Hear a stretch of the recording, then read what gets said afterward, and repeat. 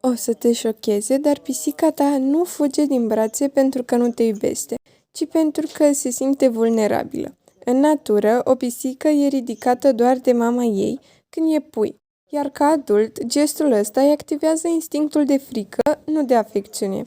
Când o ridici, ea pierde controlul.